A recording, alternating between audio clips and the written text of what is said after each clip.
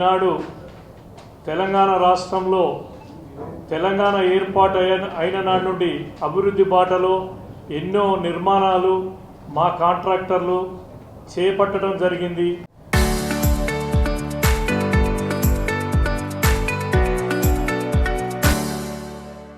మేము అడిగేది ఏంటంటే మీరు ఇచ్చే ఆర్థిక పరిస్థితిని మేము అర్థం చేసుకుంటాం. ఎందుకంటే మన ఉమ్మడి ఆంధ్రప్రదేశ్ నుండి విడిపోయినాక తెలంగాణలో చాలా పనులు తీసుకోవాలని అత్యధిక పనులు తీసుకొని రాష్ట్ర అభివృద్ధి కోసం పాత ప్రభుత్వం అయితేంది ఆ ప్రభుత్వం వెళ్ళిపోయి కొత్త ప్రభుత్వం వచ్చేటినాడు మళ్ళీ ఈ ప్రభుత్వం 5 సంవత్సరాలకు చేయగలిగిన పనులన్నీ వాళ్ళ టైంలోనే టెండర్లు పిలిచి అగ్రిమెంట్లు అయ్యి కొనసాగింపులో ఉండే. కానీ ఈ కొత్త ప్రభుత్వం వచ్చినాక ఈ ప్రభుత్వానికి కూడా ప్రియారిటీస్ ఉంటాయి, వాళ్ళు ఇచ్చిన హామీలు ఉంటాయి, వాళ్ళు కూడా పనులు తీసుకోవడంతో ఈ 2 పనులు జోడై ఒక 15 ఏళ్ళు చేసినా కూడా ఈ పనులకు పేమెంట్ వచ్చే పరిస్థితి లేదు.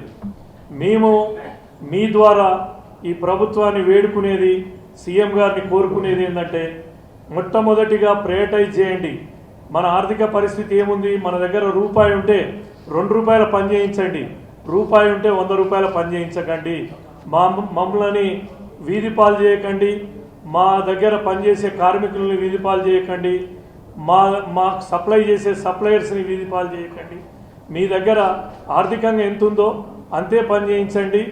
మరియు మీరు ఏదైతే ప్రాధాన్యత లేని పనులు ఉన్నాయో ప్రాధాన్యత అప్రాధాన్యత ఎమర్జెన్సీ వర్క్స్ మీరు టేకప్ చేయండి. ప్రాధాన్యత లేని పనులని క్లోజ్ చేసి మా డిపాజిట్లు ఇవ్వండి. మేమందరం రెడీగా ఉన్నాం మేము అవి క్లోజ్ చేసుకోవడానికి. మరోసారి మేము కోరేది ఏంటంటే తృణమో ఫలమో మీ దగ్గర ఆర్థిక వసతులు అనుగుణంగా మీరు పేమెంట్లు ఇస్తున్నారు, ఆ పేమెంట్లు సీనియారిటీ అమ్మటి ఇవ్వండి. ఎవరు ఫస్ట్ చేశారో వాళ్ళకి సీనియారిటీ అమ్మటి ఇవ్వండి అని కోరుతున్నాం. ఈ వేదిక ద్వారా మేము ముఖ్యమంత్రి గారిని డిప్యూటీ సీఎం గారిని దీని మీద సానుకూలంగా స్పందించి మా కాంట్రాక్టర్లు ఆవేదనతోటి ఎంతోమంది ఆత్మహత్యలు చేసుకున్నారు, ఎంతోమంది గుండెపోట్లకు గురయ్యారు. వీరందరినీ రక్షించుకోవడానికి ఈ సంఘం చలో హైదరాబాద్ అనే ఓ నినాదంతో జూన్ 18 తారీఖు పెద్ద గోల్కొండ మంత్ర కన్వెన్షన్లో ఒక మీటింగ్ ఏర్పాటు చేసుకున్నాం. ఆ మీటింగ్లో అందరికీ ధైర్యం చెప్పి మీ శక్తి ఎంత ఉందో అంతవరకే పనిచేయాలనేది. ఎక్కడ పోయినా ఈ సన్నాహక సమావేశాల్లో ఏ మీటింగ్ పోయినా వాళ్ళని మాట్లాడిద్దామంటే వాళ్ళ రోదన్నే ఉన్నది. ఎందుకంటే ఎప్పుడు వస్తుందో తెలియదు. అప్పులు ఇచ్చిన వాళ్ళు రోజుకోసారి ఫోన్లు చేసి టెన్షన్ ఎన్నడిచ్చే పరిస్థితి లేదు, ఎప్పుడు వచ్చే పరిస్థితి లేదు. ఈ పరిస్థితి నుండి మమ్మల్ని బయటపడేయాలని ప్రభుత్వాన్ని కోరుకుంటున్నాం. మీరు మీడియా మిత్రులు ఎందుకంటే మీరు గట్టిగా మాకు సపోర్ట్ చేస్తేనే వీళ్ళందరూ బయటపడతారు. మేము ఒక్కలం ఇక్కడ కూర్చున్న వాళ్ళం కాదు, మా వెనక ఎన్నో కుటుంబాలు ఉన్నాయి. ఆ కుటుంబాలన్నీ రోడ్డు పడకుండా కాపాడాల్సిందిగా కోరుతున్నాం. Of India which is established in 1941 pre independence స్వాతంత్రం కంటే ముందే స్థాపించబడిన సంస్థ. నేను ఇంతకుముందు నేషనల్ ప్రెసిడెంట్గా చేసినాను. ఈ 84 సంవత్సరాల్లో 2-3 మన తెలుగు స్టేట్స్ నుంచి నేషనల్ ప్రెసిడెంట్ కావడం జరిగింది. అందులో నేను ఒకని. Now I'm heading executive board member of international federation of contractors association. 29 countries ఉన్నాయి. ఎవ్రీ 6 months 1 yearకి ఒక మీటింగ్ అవుతూ ఉంటుంది.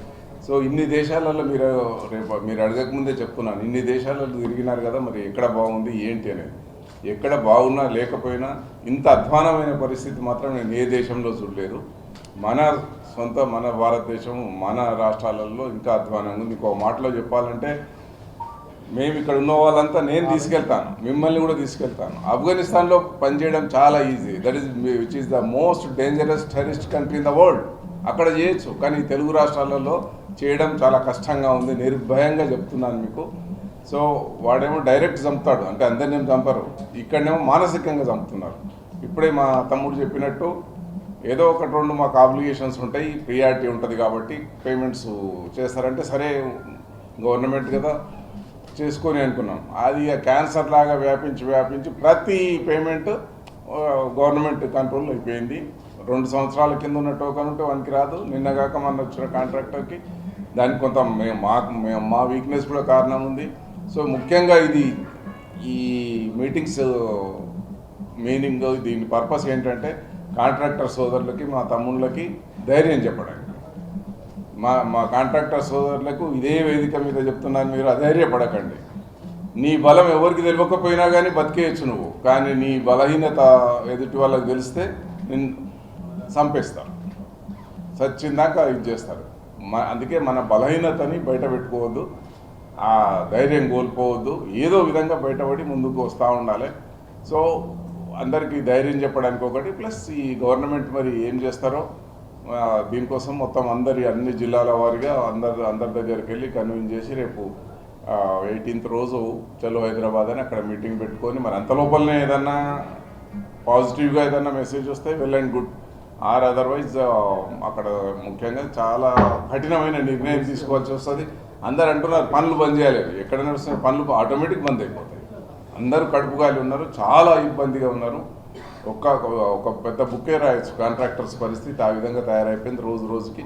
ఇప్పుడేమో వాళ్ళు ఇది ఒక పులి, రక్తం మరిగిన పులి, దానికి ఇప్పుడు మొత్తం ఆ రక్తం అలవాటైపోయింది. ఇప్పుడు మేము ఇంకేదో ఆహారం ఏదో వెజిటేరియన్ అది ఇది పెడితే తినే పరిస్థితిలో లేరు.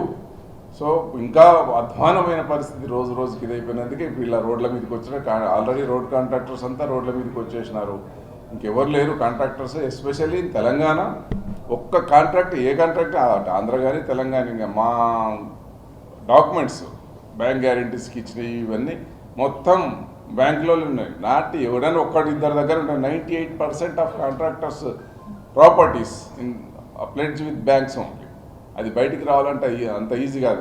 నేను మహబూబ్నగర్లో అటెండ్ అయితే ఇంకా సాక్షాత్తు మన స్టేట్ చైర్మన్ కాంట్రాక్టర్ అంటే ఒకటి పిల్లనిచ్చే పరిస్థితి కూడా లేదు, అని కొడుకు అనే పరిస్థితికి వచ్చినది, చేసుకునే పరిస్థితి లేదు. ఇది పరిస్థితి.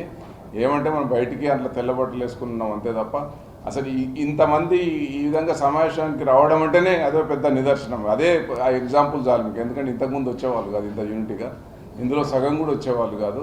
ఇంకా ముఖ్యంగా మీకు చెప్పాల్సిన ఇది ఏంటంటే రిక్వెస్ట్, మీరే కళ్ళు సమాజానికి మాకైనా మీరే ఈ పత్రికలే మీరే తీసుకెళ్ళాలి ప్రభుత్వ దృష్టికి.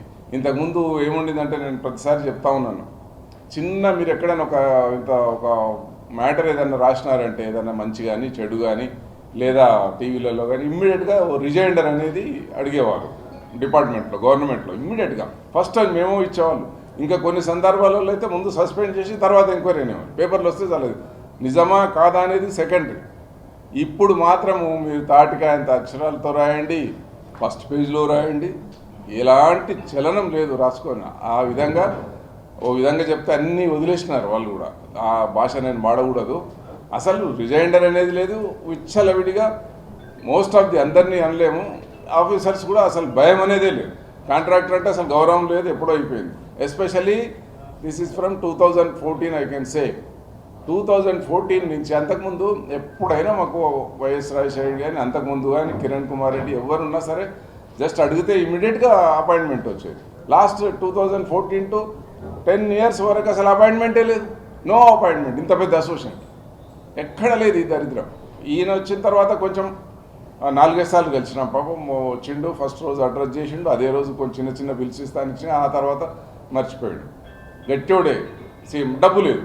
డబ్బు ఉంటే ఇంత గట్టి సీఎం, ఇంత పర్ఫెక్ట్ సీఎం మనకి ఇండియాలో ఎవరు ఉండరు, ఏదో వేరే పేర్లు చెప్తారని వాళ్ళకంటే కూడా గట్టివాడు. కానీ డబ్బు లేదు. కానీ మాకు అనవసరం ఉంది, తను డబ్బు ఉందా లేదా, చేసిన పనికి మాకు బిల్స్ కావాలి, పేమెంట్ 1 నెల కాకపోతే 2 నెలలు 3 నెలలు, మరీ సంవత్సరాలు అంటే ఎవరు కూడా తట్టుకోలేరు. ఆల్రెడీ ఆత్మహత్యలు చేసుకుంటే కూడా దిక్కులేదు. మొన్న నాగర్ కర్నూలులో శ్రీనివాస్ రెడ్డి అని సూసైడ్ నోట్ రాసి ఆత్మహత్య చేసుకోవాల్సిన పరిస్థితి వచ్చింది. సో ఈ పరిస్థితులలో ఇంకా మేము ఏది లేక ఇంకా ఇలా రోడ్ల మీదకి రావాల్సి వచ్చింది. రేపు 18 రోజు చాలా కఠినమైన నిర్ణయం తీసుకుంటాం. మరి వర్క్స్ మానేసేయాలా, టోటల్గా ఏం చేయాలనేది తీసుకొని ఆ నిర్ణయం మీ ద్వారా గవర్నమెంట్కి తెలియజేస్తాం. Thank you.